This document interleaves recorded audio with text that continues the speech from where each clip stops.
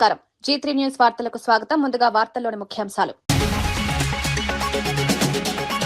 2027లోగా 4 ఆసుపత్రులు పూర్తి. ప్రతి 6 నెలలకు ఆసుపత్రి. రేవంత్ సర్కార్ కీలక లక్ష్యం. ఉస్మానియా, అల్వాల్, ఎల్బీ నగర్, వరంగల్ ఆసుపత్రులకు డెడ్ లైన్. 16 నెలల్లో 4 ఆసుపత్రులు.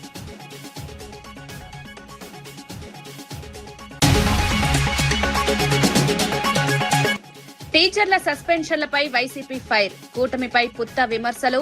టెట్ మినహాయింపు అడగడం నేరమా అన్న పుత్త. గంట వ్యవధిలో 5 టీచర్ల సస్పెన్షన్ ఎందుకు అని ప్రశ్న. టీచర్లపై కక్ష సాధింపు ఆపేయాలని సమీక్ష చేయాలన్న వైసీపీ. టిమ్స్ ఆసుపత్రులకు తెలంగాణ ప్రముఖుల పేర్లు పెట్టాలన్న కోమటిరెడ్డి. ఎల్బీ నగర్ టిమ్స్ కు కొండ లక్ష్మణ్ బాపూజీ పేరు, అల్వాల్ టిమ్స్ కు టీఎన్జే పేరు పెట్టాలని ప్రతిపాదన. వరంగల్ ఆసుపత్రికి ప్రొఫెసర్ జయశంకర్ పేరు పెట్టాలని డిమాండ్.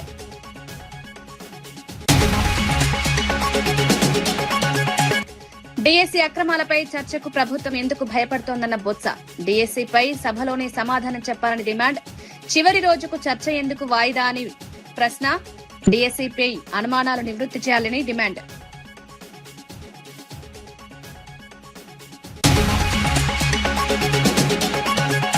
ఖర్గే అవమానంపై సంగారెడ్డిలో కాంగ్రెస్ నేతల భారీ నిరసన. ఖర్గేను అవమానించారంటూ బీజేపీపై ఫైర్.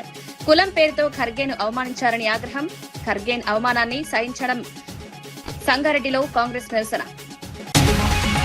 రేవంత్ తెలంగాణలో కీలక ఆసుపత్రుల నిర్మాణంపై కీలక ప్రకటన చేశారు. 2027 డిసెంబర్ 9వ తేదీలోపు ఉస్మానియా, అల్వాల్, ఎల్బీ నగర్, వరంగల్ ఆసుపత్రుల నిర్మాణాలను పూర్తి చేశామని ప్రకటించారు. ప్రతి 6 నెలలకు ఒక ఆసుపత్రి చొప్పున మొత్తం 4 ఆసుపత్రులను 16 నెలల్లో ప్రారంభిస్తామన్నారు. రాష్ట్రంలో ప్రజలకు మెరుగైన వైద్య సేవలు అందించేందుకు భారీ స్థాయిలో మౌలిక వసతులు కల్పిస్తున్నామన్నారు. కొత్త ఆసుపత్రులు అందుబాటులోకి వస్తే హైదరాబాద్ తో పాటు వరంగల్ ప్రాంత ప్రజలకు కూడా వైద్య సేవలు మరింత చేరువవుతాయన్నారు. ప్రభుత్వ ఆసుపత్రుల్లో ఆధునిక సౌకర్యాలు కల్పించడమే లక్ష్యంగా ప్రభుత్వం పనిచేస్తోందని తెలిపారు. వైద్యులు, వైద్య సిబ్బంది, రోగులకు అవసరమైన సౌకర్యాలను కూడా దశలవారీగా పెంచుతామన్నారు. ఆసుపత్రుల నిర్మాణ పనుల్లో ఆలస్యం లేకుండా అధికారులు సమన్వయంతో పనిచేయాలని సూచించారు. నిర్మాణ నాణ్యత విషయంలో రాజీ పడకుండా నిర్ణీత గడువులో పనులు పూర్తి చేయాలని ఆదేశించారు. ఉస్మానియా ఆసుపత్రి ఆధునీకరణతో పాటు ఇతర ప్రాంతాల్లో నిర్మిస్తున్న ఆసుపత్రులు పూర్తయితే ప్రజలకు మెరుగైన వైద్యం అందుతుందని తెలిపారు. ప్రపంచంలోనే నిమ్స్ హాస్పిటల్ కి ఎయిమ్స్ తో పోటీపడి సేవలు అందిస్తున్న గుర్తింపు ఉన్నది.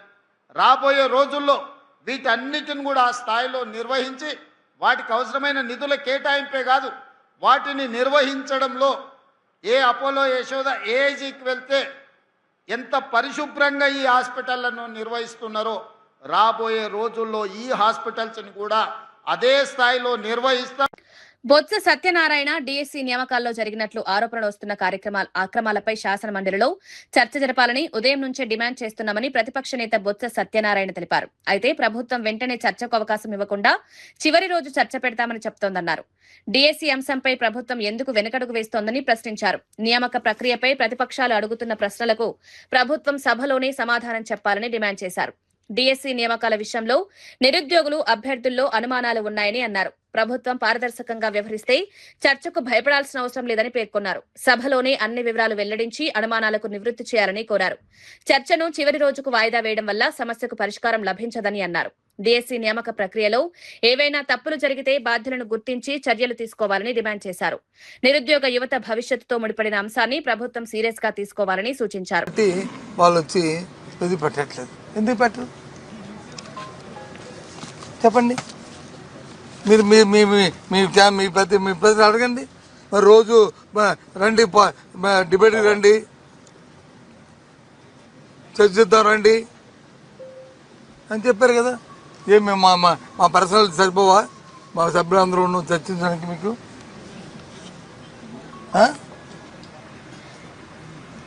ఏంటి దొందరగిరి అంత విడ్డూరం అండి.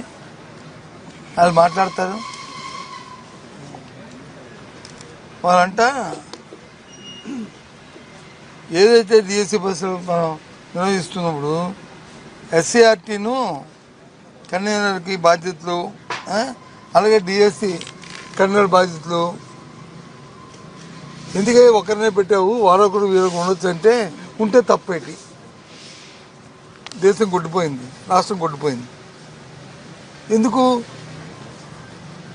అక్కడే ఎక్కువ ఒకే మనిషిని పెట్టుకొని మన ఇష్టారాజ్యంగా చేసుకోవచ్చనే ఆలోచన మా తాలూకా ఇది డిమాండ్. దానికోసం ఈ అక్రమాధారణ కారణం దానికోసమే చేస్తారు. మీరు మేము వ్యక్తులను ఆపాదించట్లేదు. ఎందుకు ఎత్తున పెట్టుకోండి అంటే ఒకరిని పెడితే తప్పు ఏంటి? ఎప్పుడైనా ముందు ఎప్పుడైనా జరిగారుగా చెప్పండి. ఎప్పుడైనా జరిగితే లేదా దేశం రాష్ట్రం కొట్టుపోయిందా? ఎఫిషియెంట్ అధికారులు లేరా? చేసే మనుషులు లేరా? అందుకే అపోహలు వచ్చాయి. దాంతోపాటు ఈ నవీన్ అనే అబ్బాయి అవుట్ సోర్సింగ్ అబ్బాయి వచ్చి ఉద్యోగానికి వెళ్ళాడు. ఆ అబ్బాయి పరీక్ష రాశాడు. ఏం చెప్తారు విద్యాశాఖ మంత్రి అసెంబ్లీలో? నేను ఇప్పుడు టీవీలో చూస్తాను, నోటు ఇచ్చాను, నోటు తెప్పించుకొని చూశాను. ఏం చెప్తాడు అతను? ఆయనకు వచ్చి ఎన్ఓసి అప్లై చేయలేదు, పరీక్ష రాశాడు, అందుకే అతను పక్కన పెట్టాము. అసలు అవుట్ సోర్సింగ్ ఉద్యోగికి ఎన్ఓసి అవసరమా చెప్పండి? తిరిగిపోయి నేను నేర్చుకుంటాను, తెలుసుకుంటాను. ఏ జీవోలో ఏ చట్టం ఉందో చెప్పని తెలుసుకుంటాను.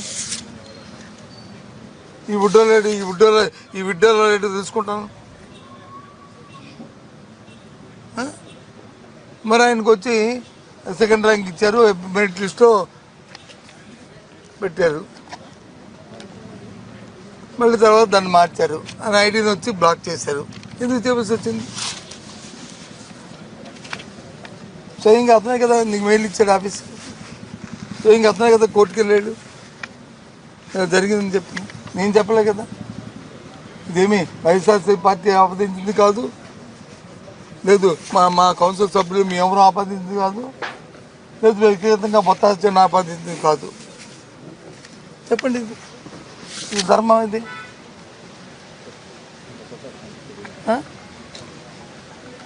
అయితే ఎస్ఎంఎస్లో నుంచి వాళ్ళు పంపారు. ఎస్ఎంఎస్లో పంపచ్చు, కానీ పంపే ముందు మెరిట్ లిస్ట్ వచ్చి నువ్వు ప్లేస్ చేస్తే ఇంకా కేర్ తీసుకోవడానికి ఎస్ఎంఎస్ పంపడం అనేది పంపితే ఇంకా ఆ అభ్యర్థికి తెలియపోద్ది అంటే న్యాయం ఉంది. మెరిట్ లిస్ట్ ఉండదంట. మరి నీకు అమరావతి రాజధాని పరిధిలోని 29 గ్రామాల్లో ప్రజలు ఎదుర్కొంటున్న సమస్యలను టీడీపీ ఎమ్మెల్యే శ్రవణ్ కుమార్ అసెంబ్లీలో ప్రస్తావించారు. రాజధాని ప్రాంతంలోని పలు గ్రామాల్లో కనీస మౌలిక సదుపాయాలు కూడా పూర్తి స్థాయిలో అందుబాటులో లేవన్నారు. 3-4 రోజులకు ఒకసారి మాత్రమే తాగునీరు వస్తోందన్నారు. సరైన రహదారులు, రవాణా, కనెక్టివిటీ లేక ప్రజలు ఇబ్బందులు పడుతున్నారని వివరించారు. రాజధాని నిర్మాణం కోసం భూములిచ్చిన ప్రాంతాల్లోనే అభివృద్ధి పనులు జరుగుతున్నాయని, మిగిలిన గ్రామాలకు సదుపాయాలు అందడం లేదని ఆరోపించారు. అన్ని గ్రామాలకు సమానంగా మౌలిక వసతులు కల్పించాల్సిన అవసరం ఉందన్నారు. తాగునీరు, రోడ్లు, డ్రైనేజ్, విద్యుత్ వంటి ప్రాథమిక అవసరాలను ముందుగా పరిష్కరించాలని కోరారు. రాజధాని నిర్మాణంతో పాటు రాజధాని గ్రామాల అభివృద్ధికి కూడా ప్రభుత్వం సమాన ప్రాధాన్యతనివ్వాలని సూచించారు. ప్రజలు రోజువారీ అవసరాల కోసం ఇబ్బందులు పడే పరిస్థితి ఉండకూడదన్నారు. గ్రామాల్లో రహదారుల పరిస్థితిని మెరుగుపరచాలని, కనెక్టివిటీ పెంచాలని కోరారు.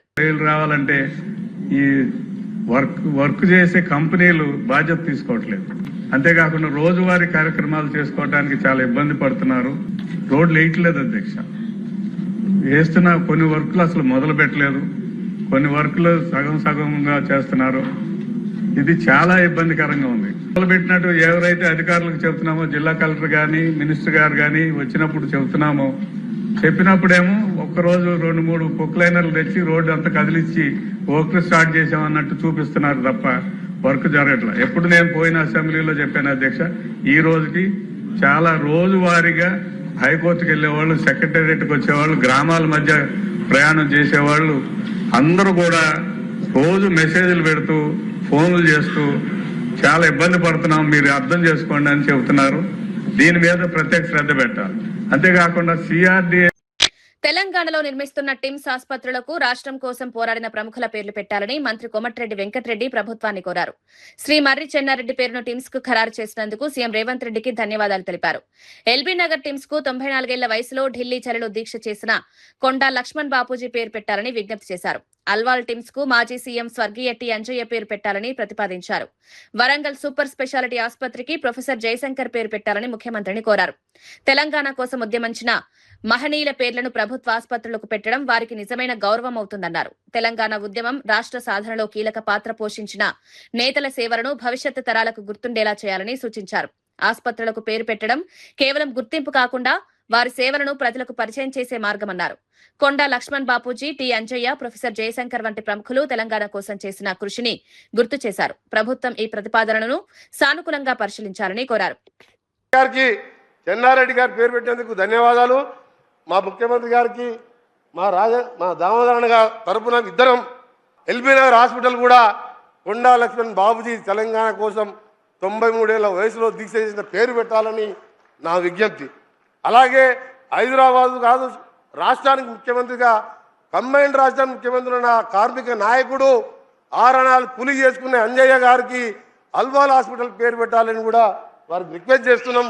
వరంగల్ కూడా ప్రొఫెసర్ జయశంకర్ పుట్టుక నుంచి సాగు వరకు తెలంగాణ తెలంగాణ అన్నాడు. ఆయన గ్రామాన్ని గుర్తించి 10 కోట్లు ప్రత్యేక నిధి ఇచ్చి రెవెన్యూ డివిజన్ ఏర్పాటు చేసి ఆ ప్రభుత్వం చేయలేని పని మీరు చేసిండ్రు, మన ప్రభుత్వం చేసింది. మీరు కూడా దీని మీద ఒక నిర్ణయం తీసుకొని ఎల్బీ నగర్ హాస్పిటల్ కూడా డిసెంబర్లో పూర్తి చేస్తుంది కాబట్టి ప్రొఫెసర్ జయశంకర్ పేరు పెడితే తప్పకుండా అభివృద్ధి అన్ని రంగాల్లో చేస్తున్నాం. డిఎస్సీ నియామకాలపై వైఎస్ఆర్సీపీ ఎమ్మెల్సీ వరదు కళ్యాణి తీవ్ర విమర్శలు చేశారు. అంతర్జాతీయ స్థాయిలో పోటీ పడి పతకాలు సాధించిన బ్యాడ్మింటన్ క్రీడాకారిణి పీవీ సింధుతో లోకల్ గేమ్స్ లో పాల్గొన్న వారిని ఎలా పోరుస్తారని ప్రశ్నించారు. క్రీడా కోటా ద్వారా డిఎస్సీలో ఉద్యోగాలు పొందేందుకు నిబంధనలు ఎలా వర్తింపజేశారో ప్రభుత్వం స్పష్టం చేయాలని డిమాండ్ చేశారు. లోకల్ గేమ్స్ పార్టిసిపెంట్లకు ఉద్యోగాలు ఇచ్చేందుకు జీవో తీసుకొచ్చారని, ఆ తర్వాత దాన్ని ఎందుకు వెనక్కి తీసుకున్నారని ప్రశ్నించారు. క్రీడా ప్రతిభకు సరైన ప్రమాణాలు ఉండాలన్నారు. అంతర్జాతీయ స్థాయిలో దేశానికి పతకాలు సాధించిన క్రీడాకారులు స్థానిక స్థాయిలో పాల్గొన్న అభ్యర్థుల మధ్య తేడాను ప్రభుత్వం గుర్తించాలని తెలిపారు. డిఎస్సీ నియామకాల్లో స్పోర్ట్స్ కోటాపై వస్తున్న అనుమానాలను నివృత్తి చేయాలని కోరారు. నిబంధనల విషయంలో ప్రభుత్వం స్పష్టతనివ్వకపోతే నిరుద్యోగుల్లో మరింత ఆందోళన పెరుగుతుందన్నారు. ఉద్యోగ నియామకాల్లో పారదర్శకత పాటించాల్సిన బాధ్యత ప్రభుత్వంపై ఉందన్నారు. క్రీడాకారులకు అవకాశాలు కల్పించడాన్ని తాము వ్యతిరేకించడం లేదని, అయితే అర్హతల విషయంలో స్పష్టమైన ప్రమాణాలుండాలని తెలిపారు. డిఎస్సీ ప్రక్రియ సమగ్ర వివరాలను ప్రజల ముందుంచాలని వరదు కళ్యాణ్. డిఎస్సీ పెట్టి ఉద్యోగాలు ఇవ్వకుండా వెళ్ళిపోయారు. 8,000 పోస్టులు కూడా జగనన్న ముఖ్యమంత్రి అయ్యాకే భర్తీ చేయడం జరిగింది. అలాగే స్పెషల్ డిఎస్సీ ద్వారా 1,500 పోస్టులు భర్తీ చేయడం జరిగింది. అలాగే 2024లో డిఎస్సీకి నోటిఫికేషన్ ఇవ్వడం జరిగింది 6,100 పోస్టులకి. అవి మీరు క్యాన్సిల్ చేసి కదా ఈ మెగా డిఎస్సీ అంటూ ఒక దగా డిఎస్సీని ఈరోజు ఏర్పాటు చేయడం జరిగింది. దీని ప్రకారం తీసుకుంటే జగనన్న మీకంటే ఎక్కువ పోస్టులు ఇవ్వడం జరిగింది. టీచర్ ఉద్యోగాలు అనేది లోకేష్ గారు తెలుసుకోవాల్సిందిగా కోరుతూ ఉన్నాను. అలాగే దేశ చరిత్రలో కానీ రాష్ట్ర చరిత్రలో కానీ ఏ ముఖ్యమంత్రి ఇవ్వనట్టుగా 135,000 సచివాలయ ఉద్యోగాలు ఒకేసారి రిక్రూట్ చేయడం జరిగింది జగనన్న. అది ఆల్ టైమ్ రికార్డు. మీరా మా జగనన్న కోసం మాట్లాడతారా అనేసి నేను అడుగుతూ ఉన్నాను. అలాగే తీసుకుంటే ఈ డిఎస్సీ గురించి ఎంత దారుణంగా చెప్తూ ఉన్నారంటే, స్పోర్ట్స్ కోటాలో పీవీ సింధు గారికేమో ఎగ్జామ్ రాయకుండా ఇచ్చాం కాబట్టి ఈ డిఎస్సీలో స్పోర్ట్స్ కోటాలో మేము ఇచ్చాము అని చెప్తూ ఉన్నారు. ఆవిడ నేషనల్ లెవెల్లో ఇంటర్నేషనల్ లెవెల్లో ఆడి మెడల్స్ తెచ్చుకున్నారు. ఆవిడతోని పార్టిసిపెంట్ సర్టిఫికేట్స్ తెచ్చుకొని ఉద్యోగాలు కొందరికి ఇవ్వడం జరిగింది. వీళ్ళు ఎలా కంపేర్ చేస్తారు? అది న్యాయమా? పోనీ సరే, అలా ఇవ్వడం కోసం వీళ్ళు జీవో నంబర్ 47, జీవో నంబర్ 4 తీసుకురావడం జరిగింది. ఆ రిక్రూట్మెంట్ కరెక్టే అయితే మరి ఎందుకు ఆ జీవోని మళ్ళీ మార్చేసి ఈ డిఎస్సీ రిక్రూట్మెంట్ అయిపోయాక జీవో నెంబర్ 56ని తీసుకురావడం జరిగింది? అంటే అది తప్పు అని మీరు అంగీకరించినట్టుగే కదా. అలాగే తీసుకుంటే అవుట్ సోర్సింగ్ ఉద్యోగం నవీన్ విషయంలో ఏ విధంగా మాట్లాడుతూ ఉన్నారు? అసలు పేపర్ లీకేజ్ జరగలేదు, అతనికి ఉద్యోగం ఎందుకు ఇవ్వట్లేదని మేము అడుగుతుంటే దానికేమో అతని ఎన్ఓసి తెచ్చుకోలేదు అనేసి. అసలు అవుట్ సోర్సింగ్ ఉద్యోగికి ఎన్ఓసి అవసరం లేదని ప్రభుత్వమే చెప్తూ ఉంది కదా. మరి ఎలా ఆ కారణంతో మీరు అతనికి ఉద్యోగం ఇవ్వడం మానేస్తారు? ఎలా పక్కన పెడతారు? ఎందుకంటే అక్కడ పేపర్ లీకేజ్ జరిగింది కాబట్టి. కోర్టులో ఇదే ప్రభుత్వం చెప్తుంది. అంబేద్కర్ విగ్రహాలపై హెచ్చరిక. ఆంధ్రప్రదేశ్ మాజీ సీఎం వైఎస్ఆర్సీపీ అధినేత వైఎస్ జగన్ రెడ్డిపై టీడీపీ ఎమ్మెల్యేలు పంతం నానాజీ, ధర్మరాజు తీవ్ర విమర్శలు చేశారు. స్వాతంత్ర దినోత్సవం సందర్భంగా జాతీయ జెండా ఆవిష్కరణ కార్యక్రమాలకు జగన్ హాజరు కాలేదని ఆరోపించారు. రాజ్యాంగాన్ని గౌరవించాల్సిన బాధ్యత ప్రతి ఒక్కరిపై ఉందని, కానీ జగన్ వ్యవహార శైలి అందుకు విరుద్ధంగా ఉందని విమర్శించారు. అంబేద్కర్ విగ్రహాల వద్దకు జగన్ వెళ్లడంపైన ఎమ్మెల్యేలు తీవ్ర అభ్యంతరం వ్యక్తం చేశారు. అంబేద్కర్ ఆశయాలను గౌరవించే విషయంలో జగన్ తన వైఖరిని స్పష్టం చేయాలని డిమాండ్ చేశారు. మరోవైపు డీఎస్సీ అంశాన్ని కూడా ఎమ్మెల్యేలు ప్రస్తావించారు. అసెంబ్లీలో ప్రజా సమస్యలపై చర్చించాల్సిన జగన్ రోడ్లపై నిరసనలు చేస్తున్నారని విమర్శించారు. డీఎస్సీ నియామకాలపై ప్రభుత్వాన్ని ప్రశ్నించాలంటే శాసనసభ వేదికగా మాట్లాడాలని సూచించారు. అది మైండ్ తో ఆగస్టు 15 రోజుని జెండా ఎగరేయాలన్న కనీస జ్ఞానం లేదా అని చెప్పి గొడ్ల పార్టీ అధ్యక్షుడిని నేను అడుగుతా ఉన్నాను. అంబేద్కర్ గారు రాసినటువంటి రాజ్యాంగాన్ని గౌరవించలేని వ్యక్తి నువ్వు ముందు కూడా ఎక్కడ అంబేద్కర్ గారికి విగ్రహాలకి దండలు వేస్తే మటుకు మేము ఊరుకోమని చెప్పి తెలియజేస్తా ఉన్నాం. శాసనసభలోకి రండి, మీకు ఎటువంటి అపోహలు ఉన్నా ఏమున్నా చర్చిద్దాం. మీరు ఏమైనా సరే సలహాలు ఇచ్చి మంచిదైతే దాన్ని కూడా ఇంప్లిమెంట్ చేద్దాం, దేనికైనా సిద్ధంగా ఉన్నామని చెప్పడం అతను చాలా దారుణంగా, అంటే ఎవరైతే నేరస్తులు ఉంటారో, అక్రమాలు చేస్తారో, ఇల్లీగల్ యాక్టివిటీస్ చేస్తారో వాళ్ళని చూడటానికి అయితే అంటే ఎక్కడున్నా సరే దాని నుంచి ఇక్కడికి వచ్చి వాళ్ళందరికీ కూడా ఎంతో బలాన్ని చేకూర్చే విధంగా, అంటే రాష్ట్రాన్ని ఒక విధ్వంసం చేసేటట్టుగా ఆయన చేస్తున్నారు తప్ప మన స్వతంత్ర దినోత్సవ వేడుకల్లో పాల్గొనడానికి రాకపోవడం చాలా దురదృష్టకరం. కాకినాడ జిల్లా తుని నియోజకవర్గ రైతుల సమస్యలను ఎమ్మెల్యే యనమల దివ్య అసెంబ్లీలో ప్రస్తావించారు. నియోజకవర్గంలో రైతులు ఎదుర్కొంటున్న పలు సమస్యలను ప్రభుత్వం దృష్టికి తీసుకువెళ్లారు. ఎల్నినో ప్రభావంతో వాతావరణ పరిస్థితులు మారే అవకాశం ఉందని, దీని ప్రభావం వ్యవసాయంపై పడితే రైతులు నష్టపోయే ప్రమాదం ఉందని ఎమ్మెల్యే తెలిపారు. ముందస్తు చర్యలు తీసుకుని రైతులను ఆదుకోవాలని ప్రభుత్వాన్ని కోరారు. పంటలకు సరైన నీటి లభ్యత, వాతావరణ పరిస్థితులు, మార్కెట్ సమస్యలు రైతులకు పెద్ద సవాళ్లుగా మారుతున్నాయన్నారు. రైతులకు నష్టం వాటిల్లకుండా వ్యవసాయ శాఖ అధికారులు క్షేత్రస్థాయిలో పరిస్థితులను పర్యవేక్షించాలని సూచించారు. మరోవైపు తుని నియోజకవర్గంలో కోతుల బెడద కూడా రైతులను తీవ్రంగా ఇబ్బంది పెడుతోందని యనమల దివ్య సభలో ప్రస్తావించారు. పంటలను కోతులు ధ్వంసం చేయడంతో రైతులు ఆర్థికంగా నష్టపోతున్నారని తెలిపారు. ఈ సమస్యకు శాశ్వత పరిష్కారం చూపాలని ప్రభుత్వాన్ని కోరారు. ఎక్కువగా నీరు అవసరం లేని ఆరుతడి పంటలు, చిరుధాన్యాలు, పప్పు ధాన్యాలు వేసేలా రైతులకు అవగాహన కల్పిస్తున్నాం. PMDS ప్రోత్సాహకాలు, RBKల ద్వారా సబ్సిడీపై ప్రత్యామ్నాయ విత్తనాలు సరఫరా చేస్తున్నాం. కొత్త ఇరిగేషన్ పద్ధతుల ద్వారా ఆధునిక సాగును ప్రోత్సహిస్తున్నాం. 24/7 రెయిన్ఫాల్ మానిటరింగ్ రూమ్స్ ఏర్పాటు చేస్తున్నాం. క్రాప్ ఇన్సూరెన్స్ గడువును ఆగస్ట్ 31 దాకా పెంచాము. ఇదే కాకుండా అన్నదాత సుఖీభవ, ఉచితంగా వ్యవసాయ పనిముట్లు లాంటి సపోర్ట్ ప్రోగ్రామ్స్ చేస్తూ రైతులను ఎప్పటికప్పుడు ఈ కూటమి ప్రభుత్వం ఆదుకుంటుంది. అధ్యక్ష, దేశానికి రైతే రాజు. అన్నదాత ఆనందంగా ఉంటేనే మనం అందరం ఆనందంగా ఉంటాం. మనమందరం రైతు కుటుంబాల నుండి వచ్చిన వాళ్ళమే. మా తుని నియోజకవర్గం పరిస్థితి చూస్తే మొత్తం నియోజకవర్గంలో 32,260 ఎకరాలలో వరి సాగు చేస్తారు. అందులో ఎల్నినో ప్రభావం 18,000 ఎకరాలపైనే ఉంటుంది. ఈ రైతులను ఆదుకోవాలంటే పంపా రిజర్వాయర్ నుండి వెంటనే వాటర్ రిలీజ్ చేయాలి. దీర్ఘకాలికంగా పుష్కర ఎత్తిపోతల ద్వారా పంపాకు పర్మనెంట్గా నీరు అందించాలని మా తొండగి మండల రైతులు కోరుతున్నారు. అధ్యక్ష, గతంలో కూడా గౌరవ ఇరిగేషన్ శాఖ మంత్రి గారికి ఈ విషయం వినవించడం జరిగింది. ప్రత్యామ్నాయ ఉపాధి, ఎంప్లాయ్మెంట్ గ్యారంటీ స్కీమ్ ద్వారా రైతులకు ఈ క్రాప్ హాలిడే పీరియడ్లో ఉపాధి కల్పించి వారు వలసలు వెళ్లకుండా చూడాలి. ప్రత్యామ్నాయ పంటలకు విత్తనాలు ఉచితంగా ఇవ్వాలి. పశువులకు నీరు, ఉచితంగా దానా ఇచ్చి వాటిని ఆదుకోవాలి. క్రాప్ ఇన్సూరెన్స్ మొత్తాన్ని మరింత పెంచి రైతులకు వచ్చేలా చూడాలి. క్రాప్ హాలిడే పీరియడ్లో జీవన భృతికి స్పెషల్ ప్యాకేజ్ కల్పించి మా తుని ప్రాంత రైతులను ఆదుకోవాలి. అధ్యక్ష, మీ ద్వారా ప్రభుత్వానికి విన్నవించుకునేది ఏమిటంటే మా తునిలో కోతుల బెడత నుండి పంటలకు రక్షణ కల్పించాలి. ఆయిల్ ఇంజిన్కి వాడే రబ్బర్ ట్యూబ్స్ని ఉచితంగా పంపిణీ చేయాలి. ఈ కార్యక్రమాల ద్వారా మా తుని ప్రాంత రైతులు ఆదుకోవాలని మీ ద్వారా ప్రభుత్వానికి విన్నవించుకుంటున్నాను. చివరిగా అధ్యక్ష, ఇది రాజకీయాలు చేసే సమయం కాదు. కొంతమంది రాజకీయాల కోసం రైతులను రెచ్చగొట్టే ప్రయత్నాలు చేసి అబాసు పాలవుతున్నారు. రైతులకు అండగా నిలిచేది ఎప్పటికీ మన కూటమి ప్రభుత్వమే. మన ప్రియతమ ముఖ్యమంత్రి శ్రీ నారా చంద్రబాబు నాయుడు గారు రైతు పక్షపాతి. ఇది జగమెరిగిన సత్యం. అధికారులు కూడా అలసత్వం లేకుండా ప్రభుత్వం కల్పించే సహాయ సహకారాలు రైతులకు వెంటనే అందించాలని మీ ద్వారా కోరుకుంటున్నాను. ధన్యవాదాలు అధ్యక్ష. షాజహాన్ బాషా గారు. నమస్తే అధ్యక్ష. ఏఐసీసీ అధ్యక్షుడు మల్లికార్జున ఖర్గేను అవమానించేలా బీజేపీ నేతలు వ్యవహరించారంటూ కాంగ్రెస్ పార్టీ సంగారెడ్డిలో నిరసన చేపట్టింది. కాంగ్రెస్ ఎస్సీ సెల్ సంగారెడ్డి జిల్లా అధ్యక్షుడు గంగేరి శ్రీహరి ఆధ్వర్యంలో భారీ ర్యాలీ నిర్వహించారు. AICC observer Deepak Rathod, TPCC working president Jaggareddy, Nirmala Jaggareddy, Nerella Sharada, Riyaz, Duddilla Srinivas తదితరులు పాల్గొన్నారు. సంగారెడ్డి ఐబీ నుంచి ఎమ్మెల్యే క్యాంపు కార్యాలయం వరకు నిరసన ర్యాలీ నిర్వహించారు. అనంతరం పూలే, జగ్జీవన్ రామ్ విగ్రహాలకు పూలమాలలు వేసి నివాళులర్పించారు. ఉత్తరాఖండ్ లో ఖర్గే ప్రసంగించిన వేదికను మరుసటి రోజు గంగాజలంతో శుద్ధి చేయడానికి కాంగ్రెస్ నేతలు తీవ్రంగా ఖండించారు. ఖర్గే దళితుడు కావడం వల్లే ఈ విధంగా అవమానించారని దీపక్ రాథోడ్ ఆరోపించారు. కుల మతాల పేరుతో దేశాన్ని విభజించే ప్రయత్నాలను అడ్డుకుంటామని కాంగ్రెస్ నేతలు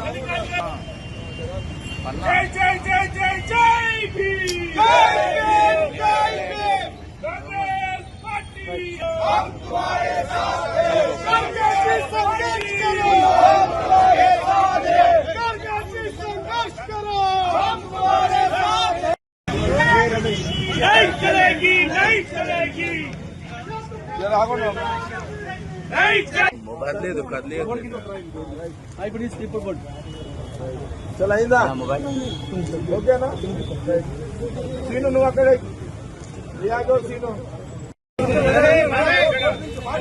మీడియా అడ్డం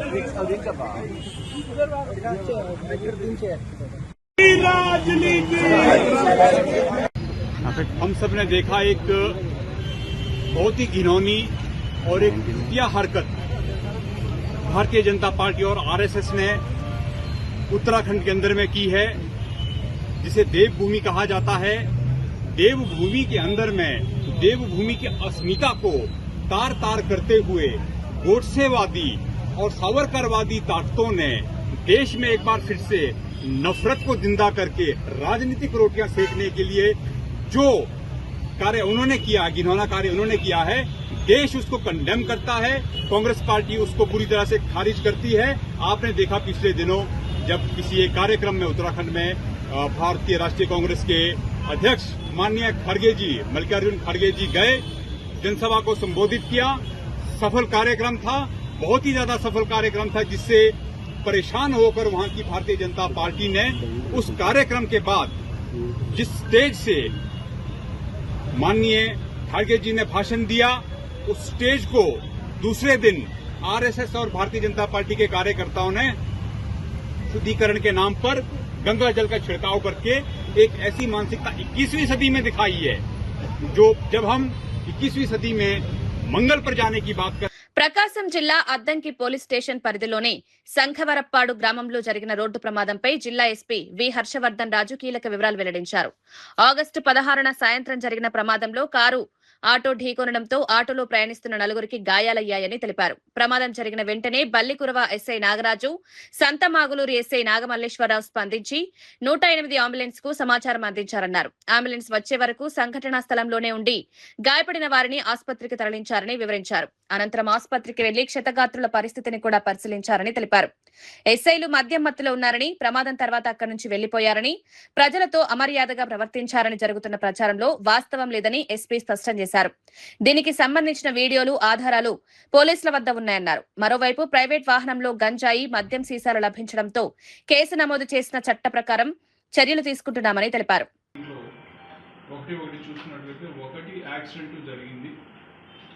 వాస్తవం, దాన్ని ఎవరు కాదనలేరు, దాన్ని ఏమి ఎవరు చేయలేరు కూడా. యాక్సిడెంట్స్ అవుతాయి. యాక్సిడెంట్ అయిన వెంటనే ఎస్ఐసే ఫస్ట్ ఎస్ఐ బల్లిపురవ వాళ్ళ ఎస్ఐస్ ఇద్దరు కూడా వాళ్ళ ఐడెంటిటీ చెప్పారు, మేము పలానా అని చెప్పారు. అండ్ ఇక్కడ ఉన్న వాళ్ళందరికీ కూడా ఎస్ఐలు ఎప్పటి నుంచి చేస్తున్న వాళ్ళు సుపరిచితం, వాళ్ళకి తెలుసు. 108కి కూడా ఎస్ఐనే కాల్ చేశారు. అండ్ వాళ్ళకి తెలిసిన వ్యక్తులు కూడా ఇక్కడ యాక్సిడెంట్ అయిందని చెప్పి వాళ్ళు తెలిసిన వ్యక్తులకి చెప్పి వెహికల్స్ కూడా తెప్పించారు. 108 వచ్చేంతవరకు చేసేంతవరకు కూడా ఎస్ఐలు అక్కడే ఉన్నారు. అండ్ ఇక్కడ స్టేషన్ నుంచి కూడా ఎస్ఐ అక్కడ వెళ్ళిన తర్వాత ఈ ముగ్గురు కలిసి ఆ క్షతగాత్రులు ఎవరికైతే ఇంజూర్డ్ ఉన్నారో వాళ్ళందరినీ కూడా అంబులెన్స్ ఎక్కించడం జరిగింది. అంబులెన్స్లో ఎక్కించి 108లో హాస్పిటల్ పంపించడం జరిగింది. అయిన తర్వాత సబ్ ఇన్స్పెక్టర్స్ హాస్పిటల్ కూడా వెళ్ళారు. దానికి మన వీడియో ఎవిడెన్స్ కూడా ఉంది. హాస్పిటల్కి వెళ్ళి అక్కడ వాళ్ళని చేసి దాంట్లో ఒకరికి కొంచెం ఎక్కువగా ఇంజురీ అయిందని అంటే వాళ్ళని వెంకటరమణ హాస్పిటల్కి షిఫ్ట్ చేసేదాన్ని కూడా మా ఎస్ఐసి షిఫ్ట్ చేశారు. అండ్ ఎస్ఐ హాస్పిటల్ దగ్గర ఉన్నదానికి కూడా మాకు వీడియో ఎవిడెన్స్ ఉంది. సో దీంట్లో ఎస్ఐలు పారిపోయారు, ఎస్ఐలు తాగిన మత్తులో ఉన్నారు, వాళ్ళు చేశారనేది మటుకు అది పూర్తిగా అవాస్తవం. అది కరెక్ట్ కానే కాదు. నెంబర్ 1, తాగారు, ఎస్ఐలు తాగిన మత్తులో అన్నారు. సిగరెట్ దిగగానే సిగరెట్ తాగారన్నారు. అది చేసే టైంలో మా అద్దంకి ఎస్ఐ గారు కూడా అక్కడే ఉన్నారు. అది కూడా పూర్తిగా అవాస్తవం. మూడో విషయము, బండిలో గాంజా ఉంది, ప్రైవేట్ వెహికల్లో వస్తున్నారంటే అవును, అందరికి తెలిసిన విషయం. వాళ్ళు అక్కడి నుంచి టెంపుల్ నుంచి వస్తున్నారు, వాళ్ళు టెంపుల్కి వెళ్ళారు, టెంపుల్ నుంచి వస్తున్నారు. వచ్చిన క్రమంలో మా ఇన్ఫర్మేషన్ దానికి సంబంధించి గాంజా, ఒక కేసుకి సంబంధించిన గాంజా మా వాళ్ళు సీజ్ చేశారు గాంజా. సో సీజ్ చేసిన గాంజా వెహికల్లో ఉంది. ఆ లిక్కర్ బాటిల్ కూడా సీజ్ చేశారు, లిక్కర్ బాటిల్ కూడా వెహికల్లో ఉంది. సో దానికి సంబంధించినవన్నీ కూడా నేను కేసు రిజిస్టర్ చేస్తాం, అది కోర్టులో ప్రొడ్యూస్ చేస్తాం. దానికి సంబంధించి ప్రాపర్గా విచారణ చేసి దానికి సంబంధించి కోర్టుకి అన్ని కూడా డీటెయిల్స్ ఇస్తాము. తర్వాత తాగిన మత్తు, ఇద్దరు ఎస్ఐలు తాగారని కూడా పూర్తిగా అవాస్తవం. తాగిన వారైతే అక్కడే ఉండి చాలాసేపు వాళ్ళతో మాట్లాడడం జరిగింది. ఎక్కడ కూడా ఎవరితోటి కూడా వాళ్ళు హార్ష్గా బిహేవ్ చేసింది లేదు, ఎవరితోటి కూడా గొడవ పెట్టుకుంది లేదు, ఎవరితోటి దురుసుగా ప్రవర్తించింది లేదు. 108 కాల్ చేసి రెస్పాన్సిబుల్గా వాళ్ళు రెస్పాన్సిబిలిటీ తీసుకొని హాస్పిటల్ షిఫ్ట్ చేయడం, వాళ్ళ హాస్పిటల్ చేయడం అనేది జరిగింది. సో ఈ 4 విషయాలు ఏదైతే కొంచెము పోలీసు వాళ్ళ యొక్క దీని మీద చెప్తున్నా 4 కూడా కరెక్ట్ కదా, దవాసం అని చెప్పి తెలియజేస్తున్నాం. అయితే ఇంకా దీంట్లో ఈ ప్రభుత్వ ఉద్యోగులు, ఉపాధ్యాయులపై కూటమి ప్రభుత్వం కక్ష సాధింపు చర్యలకు పాల్పడుతోందని వైఎస్ఆర్సీపీ రాష్ట్ర అధికార ప్రతినిధి పుత్త శివశంకర్ రెడ్డి ఆరోపించారు. గంటల వ్యవధిలోనే 5 ఉపాధ్యాయులను ఎందుకు సస్పెండ్ చేశారని ప్రశ్నించారు. ఇన్ సర్వీస్ టీచర్లకు టెట్ నుంచి మినహాయింపు కోరడం నేరమా అని నిలదీశారు. ప్రభుత్వ ఉపాధ్యాయులు తమ న్యాయమైన డిమాండ్ల కోసం మాట్లాడితే వారిపై చర్యలు తీసుకోవడం సరికాదన్నారు. ఉపాధ్యాయులు విద్యార్థులకు బోధన అందించడంతో పాటు విద్యా వ్యవస్థలో కీలక పాత్ర పోషిస్తున్నారని గుర్తు చేశారు. వారి సమస్యలను చర్చల ద్వారా పరిష్కరించాల్సిన ప్రభుత్వం సస్పెన్షన్లకు దిగడం దారుణమని విమర్శించారు. ఉద్యోగుల హక్కులను గౌరవించాలని డిమాండ్ చేశారు. టెట్ నిబంధనలపై ప్రభుత్వం స్పష్టమైన విధానం ప్రకటించాలని కోరారు. ఇన్ సర్వీస్ టీచర్ల సమస్యలను పరిశీలించి వారికి న్యాయం చేయాలన్నారు. ప్రభుత్వ ఉద్యోగుల్లో భయాందోళనలు సృష్టించేలా చర్యలు తీసుకోవడం సరికాదని విమర్శించారు. ఉపాధ్యాయులు తమ సమస్యలను చెప్పుకునే హక్కు ఉందన్నారు. విద్యారంగాన్ని బలోపేతం చేయాలంటే ఉపాధ్యాయులతో ప్రభుత్వం సమన్వయంగా పనిచేయాలని సూచించారు. ఎన్డీఏలో భాగస్వామిగా మీరే కదయ్యా ఉండేది. అసెంబ్లీలో తీర్మానం చేసి కేంద్రంపై ఒత్తిడి ఎందుకు తీసుకురాలేకపోతున్నారు? మీరు చేయాల్సిన పని మీరు చేయలేదు. సీనియర్ టీచర్ల సమస్యను గాలికి వదిలేశారు. తమ సమస్యను మా పార్టీ ఎంపీల సహకారంతో తామే కేంద్ర దృష్టికి తీసుకెళ్లేందుకు ప్రయత్నిస్తే పాపం వాళ్ళపై రాజకీయ ముద్ర వేస్తారా, సస్పెన్షన్లు విధిస్తారా? మీరు చేయలేని పని వాళ్ళు చేయడానికి ప్రయత్నించడమే తప్ప చంద్రబాబు నాయుడు గారు? వినతి పత్రం ఇవ్వడమే నేరమా? దానికి సస్పెన్షన్ విధిస్తారా? ఒక సమస్య పరిష్కారానికి ప్రభుత్వము అదే సమస్యను రాజకీయ కోణంలో చూసి టీచర్లను రాజకీయాలకు అంటగట్టడం అనేటువంటిది దారుణం. ఇంత దిగజారి వ్యవహరిస్తారా ప్రభుత్వంలో ఉన్నటువంటి పెద్దలు? ఉద్యోగుల విషయంలో మీ మోసం కూడా ఇదే స్థాయిలో ఉంది. మేనిఫెస్టోలో ఉద్యోగులకు ఇచ్చిన హామీలన్నింటినీ కూడా గాలికి వదిలేశారు. ప్రభుత్వం ఇచ్చినటువంటి ఇమ్మీడియట్గా ఐఆర్ ప్రకటిస్తామని చెప్పారు. మెరుగైన పిఆర్సీ ఇస్తామన్నారు. ప్రభుత్వం వచ్చి మూడో ఏడాది నడుస్తూ ఉంది. ఆల్మోస్ట్ 3 ఏళ్ళు అవుతుంది. ఐఆర్ లేదు, పిఆర్ఎస్ లేదు, 5 డిఎల్ పెండింగ్లు, సిపిఎస్ ఓపీఎస్ను పునఃసమీక్షిస్తామంటూ ఉద్యోగులకు ఆశ చూపినారు. చివరకు సిపిఎస్కు ప్రత్యామ్నాయంగా మేము ప్రకటించినటువంటి మా ప్రభుత్వం ప్రకటించినటువంటి జీపీఎస్ను కూడా అమలు చేయకుండా ఉద్యోగుల్ని త్రిశంకు స్వర్గంలో పెట్టారు. ఉద్యోగులకు ఇవ్వాల్సిన పిఆర్సీ బకాయిలు, పెండింగ్ డిఏలు, జీపీఎఫ్లు, APGLI, medical reimbursement, retirement benefits, surrender leaves లేదా ఎన్కాష్మెంట్ లీవ్లు ఇలా దాదాపు 35,000 నుంచి 40,000 కోట్ల రూపాయల వరకు బకాయిలు పెట్టినారు. తమకు న్యాయంగా రావాల్సిన డబ్బుల కోసం ఉద్యోగులు ఎదురు చూస్తా అంటే ఒక్క పైసా ఇవ్వరు. కానీ వాళ్ళని సస్పెన్షన్లు చేసేసి బహుమానంగా ఇస్తున్నారా? ఇదేనా ఉద్యోగుల పట్ల మీరు ఇచ్చేటువంటి గౌరవం? ఇదేనా టీచర్ల పట్ల మీ బాధ్యత? అధికారం ఉందనే అహంకారంతో, నియంతృత్వ విధానాలతో మీరు చెలరేగపోతున్నటువంటి తీరును ప్రజలు గమనిస్తున్నారయ్యా చంద్రబాబు నాయుడు గారు. చివరకు మీ నీడను కూడా మీరు భరించలేని స్థాయికి వెళ్ళిపోయారు. వెంటనే 5 టీచర్లపై విధించినటువంటి సస్పెన్షన్ని ఎత్తివేయండి. వారికి క్షమాపణ చెప్పి చేసినటువంటి తప్పును సరిదిద్దుకోండి. లేకపోతే ఈ అంశాన్ని అత్యంత సీరియస్గా వైఎస్ఆర్ కాంగ్రెస్ పార్టీ తీసుకుంటుంది. ఈ అన్యాయమైన సస్పెన్షన్లను సవాల్ చేసే కార్యక్రమంలో ఆ టీచర్లకు న్యాయపరంగా కూడా మా పార్టీ అండగా ఉంటుంది. వారికి మా పార్టీ భరోసా ఇస్తుంది. అన్యాయాన్ని ప్రశ్నించే ప్రతి గొంతుకకు కూడా వైఎస్ఆర్సీపీ అండగా నిలుస్తుందని చెప్పి వైఎస్ఆర్ కాంగ్రెస్ పార్టీ చెప్తుంది. 2027లోగా 4 ఆసుపత్రులు పూర్తి. ప్రతి 6 నెలలకు ఆసుపత్రి రేవంత్ సర్కార్ కీలక లక్ష్యం. ఉస్మానియా, అల్వాల్, ఎల్బీ నగర్, వరంగల్ ఆసుపత్రులకు డెడ్ లైన్ 16 నెలల్లో 4 ఆసుపత్రులు.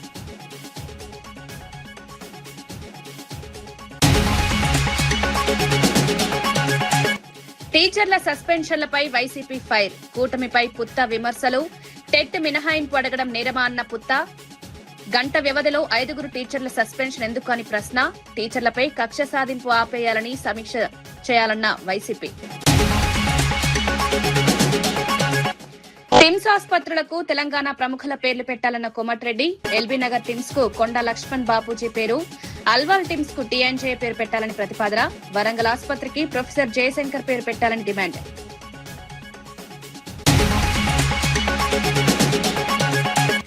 డీఎస్సీ అక్రమాలపై చర్చకు ప్రభుత్వం ఎందుకు భయపడుతోందన్న బొత్స. డీఎస్సీపై సభలోనే సమాధానం చెప్పాలని డిమాండ్. చివరి రోజుకు చర్చ ఎందుకు వాయిదా అని ప్రశ్న. డీఎస్సీపై అనుమానాలు నివృత్తి చేయాలని డిమాండ్.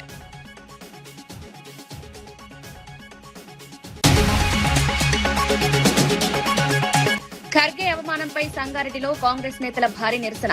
ఖర్గేను అవమానించారంటూ బీజేపీపై ఫైర్. కులం పేరుతో ఖర్గేను అవమానించారని ఆగ్రహం. ఖర్గే అవమానాన్ని సహించడం.